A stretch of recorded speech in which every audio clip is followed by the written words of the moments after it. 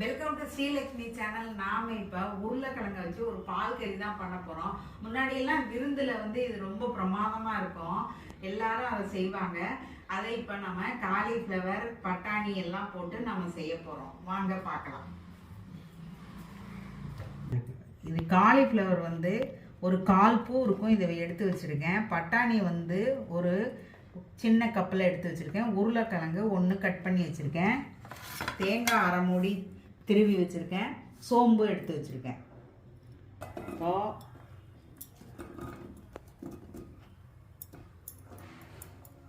காலிஃப்ளவரில் மஞ்சத்தூள் போட்டு நம்ம வெந்நீரில் போட்டு எடுக்க போகிறோம்.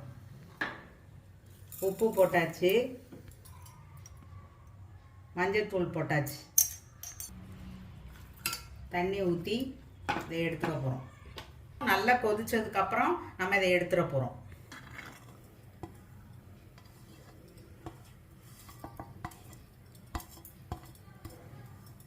தேங்காய் சோம்பு போட்டு ஒரு பச்சை மிளகாவும் போட்டு அரைக்க போகிறோம். 1/2 மூடி தேங்காய், 1 ஸ்பூன் சோம்பு, 1 பச்சை மிளகாய்.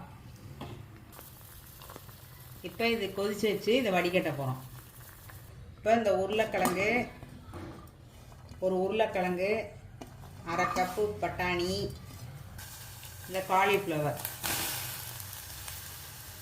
எல்லாத்தையும் போட்டு ஒரு விசில் வைக்க போகிறோம். இப்போ காயெல்லாம் வெந்துருச்சு. அப்படியே கூட நம்ம தேங்காய் சேர்த்துக்கலாம், இல்லைன்னா கொஞ்சம் தண்ணியை வடிகட்டிடலாம். இப்போ இந்த பால் கறியை தாளிக்க போகிறோம். அதுக்கு கடலெண்ணெயோ இல்லை தேங்காய் எண்ணெயோ ஊற்றி தாளிச்சுக்கலாம். சோம்பு, கருவேப்பிலை,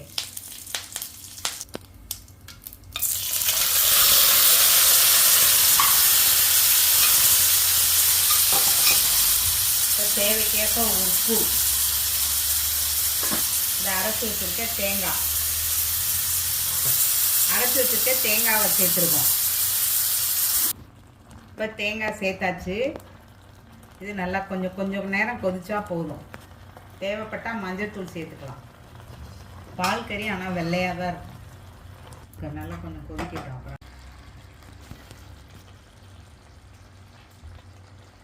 கத்திரிக்கோள்,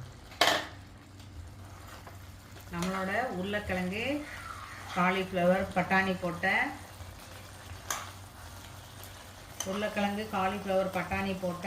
பால் கறி ரெடி ஆயிடுச்சு. பாருங்கள் எப்படி இருக்குன்னு. சூப்பராக இருக்கும்.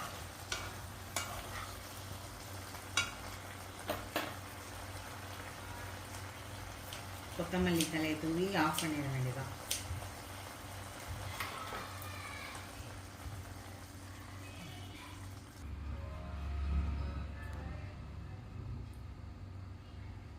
நம்மளோட உருளைக்கிழங்கு, காலிஃப்ளவர், பட்டாணி போட்டால் பால் கறி ரெடி ஆயிடுச்சு. ஸ்ரீலக்ஷ்மி சேனல் லைக் பண்ணுங்கள், ஷேர் பண்ணுங்கள், சப்ஸ்கிரைப் பண்ணுங்கள்.